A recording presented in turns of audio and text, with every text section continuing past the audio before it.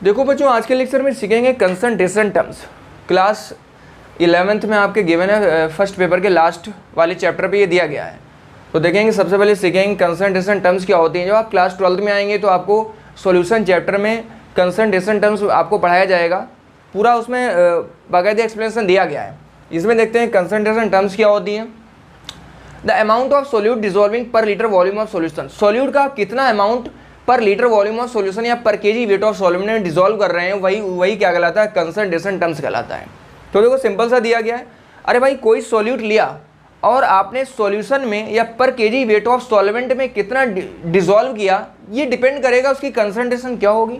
मान लीजिए आप घर में चाय बनाते हैं, तो आपने चाय बनाई तो किया क्या आपने, अब डिपेंड करेगा कि शुगर आपने कितनी डिसॉल्व डाली, शुगर आपने कितनी डाली, उस पर डिपेंड करेगा उसकी कंसंट्रेशन क्या होगी।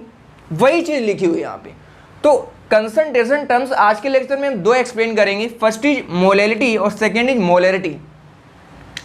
Molality is temperature independent. देखो, कंसंट्रेशन टर्म्स होती हैं वो टेम्परेचर डिपेंडेंट भी होती हैं और टेम्परेचर इंडिपेंडेंट भी होती हैं। जो मोलैलिटी ये टेम्परेचर इंडिपेंडेंट होती है, ये टेम्परेचर पर डिपेंड नहीं करती है। लेकिन जो मोलैरिटी होती है ये टेम्परेचर डिपेंडेंट कंसंट्रेशन टर्म्स होती है।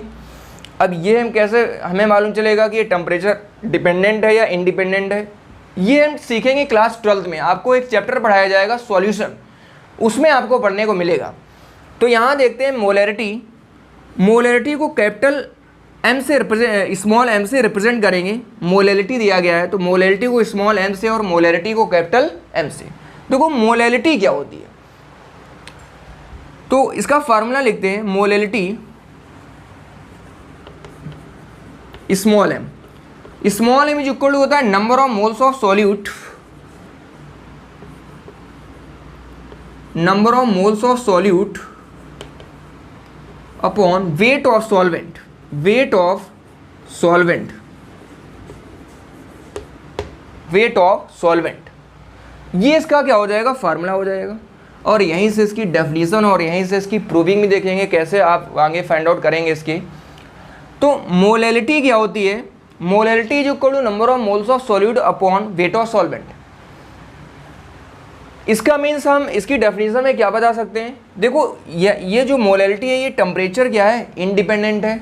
इसका मीन्स क्या हो जाएगा, इसमें ऊपर क्या होता है, सॉल्यूट होता है और नीचे सॉल्वेंट होता है। आप याद रखेंगे, ऊपर सॉल्यूट रखेंगे और नीचे क्या रखेंगे, सॉल्वेंट। लेकिन अदर जितनी भी कंसंट्रेशन टर्म्स मिलेंगी आपको, सभी में ऊपर सॉल्यूट होगा और नीचे क्या होगा, सॉल्यूशन होगा। तो ये चीज़ भी आप याद रखेंगे। तो अब मोलैलिटी क्या होती है, तो molality is defined as the number of moles of solute present in per KG wait of solvent. यानी कि पर केजी वेट ऑफ सॉल्वेंट में कितने सॉल्यूट के नंबर ऑफ मोल्स डिसॉल्व हैं या घुले हैं, उसे क्या कहते हैं, मोलैलिटी कहते हैं। तो हम सिंपल सी वर्डों में डेफिनेशन लिख सकते हैं कि it is defined as the, मैं इधर लिख देता हूँ, it is defined as the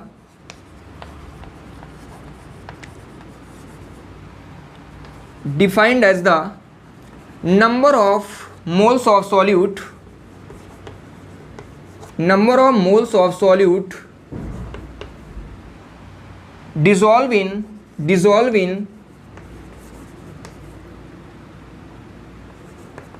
per kg weight of solvent, per kg weight of solvent।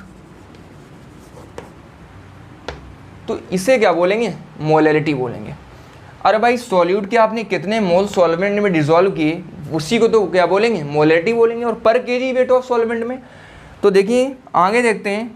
Molality small M is equal to क्या हो जाएगा, number of moles of solute. देखो number of moles of solute को small N से represent करते हैं।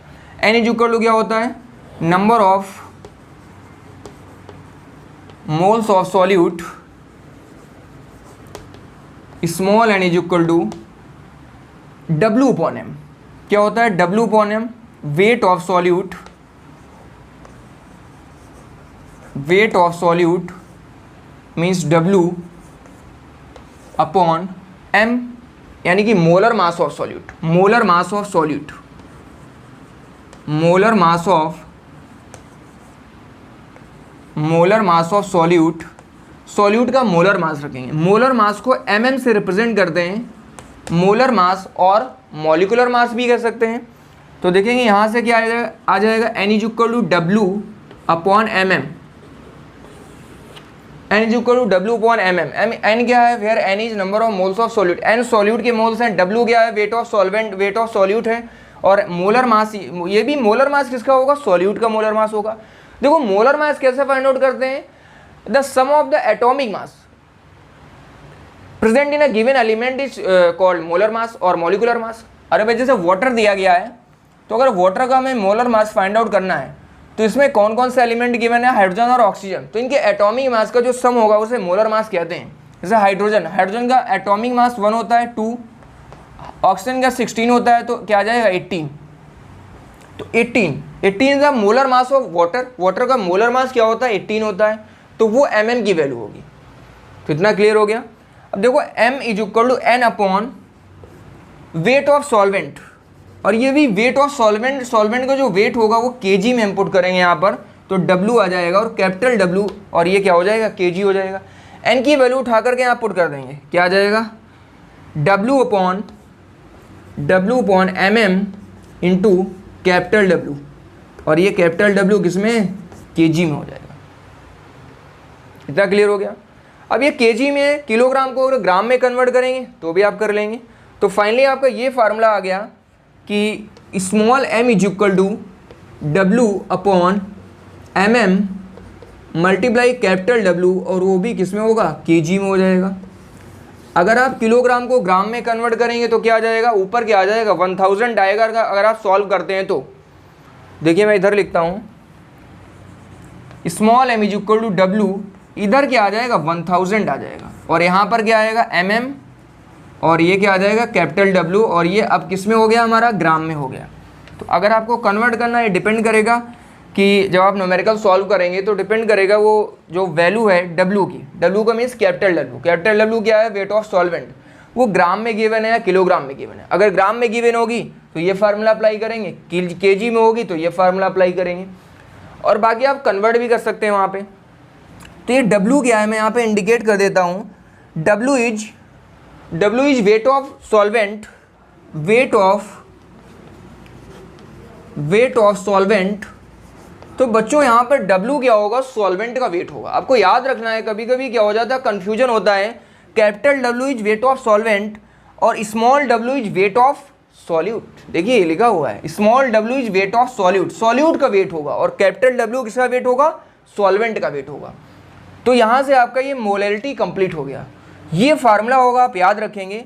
अब यहाँ से वो W भी, कोई भी वैल्यू आपसे पूछ सकता है। अगर आपसे उसने मान लीजिए आपसे पूछ लिया कि वेट ऑफ सॉल्यूट का वेट बताइए, तो आप बता सकते हैं सॉल्यूट का weight W is equal to, ये क्रॉस मल्टीप्लाई कर देंगे, अपॉन में क्या आ जाएगा 1000 आ जाएगा। या इधर अगर इधर आपसे पूछता है मान लो, तो क्रॉस मल्टीप्लाई करेंगे तो W की वैल्यू क्या आ जाएगी, W इज इक्वल टू क्या आ जाएगा, M इंटू MM और इंटू क्या आ जाएगा W, कैपिटल W, और ये किस में, kg में। तो ये आ गया, ये W आ गया।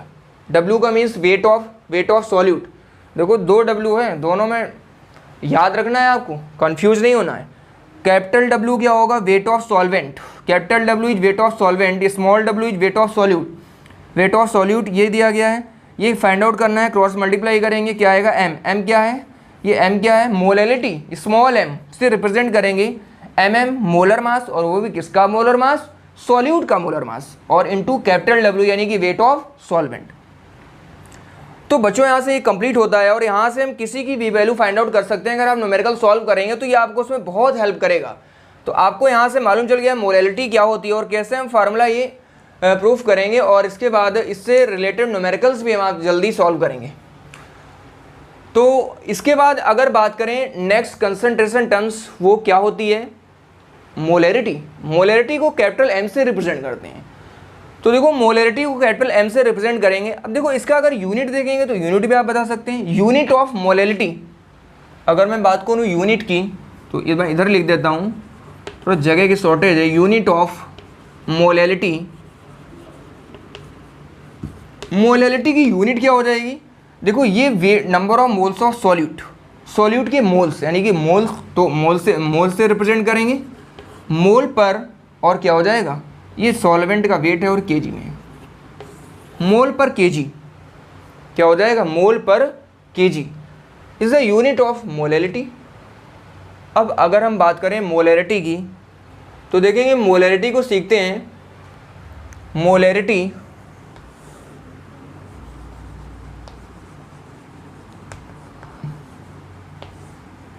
देखो मोलैरिटी क्या होती है, मोलैरिटी को कैपिटल एम से रिप्रेजेंट करेंगे और capital M is equal to क्या होता है, capital M number of moles of solute, number of moles of solute upon volume of solution, volume of solution, volume of solution, ये solution का volume in litre, और ये volume जो होगा वो लीटर में होगा, ये भी आपको याद रखना है। तो capital M is equal to number of moles of solute upon volume of solution in litre. तो अब आसानी से आप बता सकते हैं मोलैरिटी क्या होती है। Molarity it is defined as the, यानी कि सॉल्यूट के कितने moles per litre volume of solution में घुले हैं उसी को क्या कहते हैं, मोलैरिटी। तो molarity is defined as the number of moles of solute present in per litre volume of solution is called molarity. तो आप इसी तरीके से इसकी डेफिनेशन में लिख सकते हैं। आप भी क्या करेंगे, साथ में कॉपी लेकर के नोट्स बनाएंगे तो आपको बहुत अच्छे से समझ में आएगा कि एक पॉइंट क्लियर होता चला जाएगा। तो ये मोलैरिटी की डेफिनेशन हो जाएगी। अगर इसकी यूनिट की बात करें या फार्मूला हम लिखें तो फार्मूला क्या आ जाएगा, capital M is equal to small N upon क्या आएगा, वी, और वी इन लीटर ये आ जाएगा, एन अपॉन वी आएगा। एन क्या है, नंबर ऑफ मोल्स, और वो भी किसके मोल्स है, सॉल्यूट के मोल्स है। एन के लिए फार्मूला बताइए, हर जगह वैलिड होगा, यहाँ पर भी अप्लाई करेंगे इसको, क्या आ जाएगा, N equal to W upon M M. तो यहाँ पर पुट कर देंगे W upon M M into क्या हो जाएगा, वी, और ये वॉल्यूम किसमें, लीटर में। अब बच्चों अगर लीटर को मिलीलीटर में कन्वर्ट करना है तो आपको मालूम होना चाहिए, यहाँ पर क्या हो जाएगा, ऊपर 1000 का मल्टीप्लाई कर देंगे तो वो मिलीलीटर में आ जाएगा। इतना क्लियर हो गया। तो ये इसका फार्मूला हो जाएगा, इसका भी इसी तरह फार्मूला हो जाएगा। और आप इसको भी आसानी से क्या कर सकते हैं, यहाँ से अगर आपको कोई भी न्यूमेरिकल पूछा जाता है तो आप बता सकते हैं।